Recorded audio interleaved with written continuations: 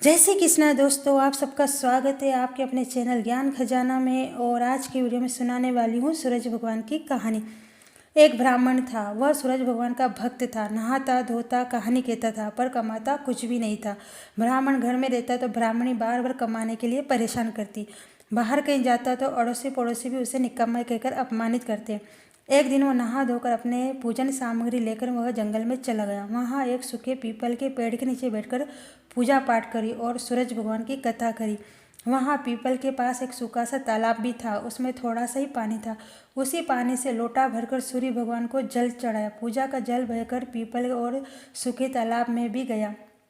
जल के जाते ही सूखा पीपल हरा भरा तथा सूखा तालाब साफ पानी से भर गया। उस जल में सूर्य भगवान दिखाई देने लगे और कहने लगे, ब्राह्मण मांग, तू क्या मांगता है।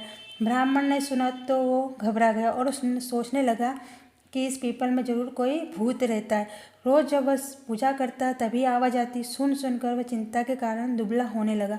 ब्राह्मणी कभी कभी ब्राह्मण से मिलने जंगल आती थी तो उसने ब्राह्मण से पूछा कि आप दिन प्रतिदिन दुबले क्यों होते जा रहे हो। तब ब्राह्मण ने सारा हाल बताया। तब ब्राह्मणी ने कहा कि आपके बाद ही आवाज़ आती है ना। मुझे तो लगता है कि सूरज भगवान स्वयं आते हैं। इस बार जब आवाज़ आए तो तुम सब कुछ मांग लेना। ब्राह्मण बोला, कैसे मांगूँ? ज़्यादा कुछ कहना होगा तो मैं सब भूल जाऊंगा। कोई ऐसी तरकीब बता दो जिससे कम शब्दों में मैं ज़्यादा बोल जाऊं। ब्राह्मण ने कहा, तुम इस प्रकार कहना, नोक खंडे महल के अंदर सोने के पालने में पड़ पोते को दास दासियों द्वारा खिलाते अपनी आँखों से देखूं।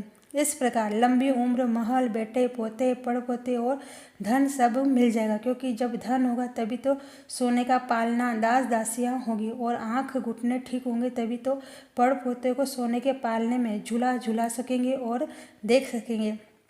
दूसरे दिन पूजा के बाद आवाज़ आई तो ब्राह्मण ने वैसा ही कहा जैसा ब्राह्मणी ने समझाया था। सूरज भगवान ने कहा, दिखने में तो तुम भोले भाले लगते हो, पर एक ही बार में सब मांग लिया।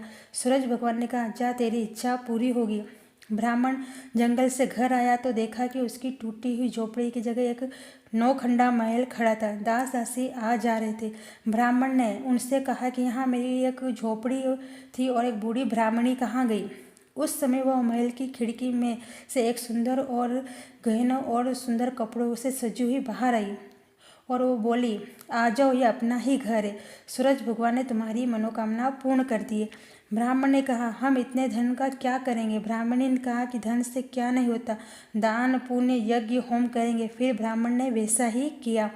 अब सब राजा की जगह ब्राह्मण के गुणगान करने लगे। राजा ने यह सब सुनकर ब्राह्मण को बुलवाया और पूछा, कल तक तो आपको खाना भी नहीं मिलता था, आज धन कहाँ से आ गया, कहाँ से चोरी डाका डाला।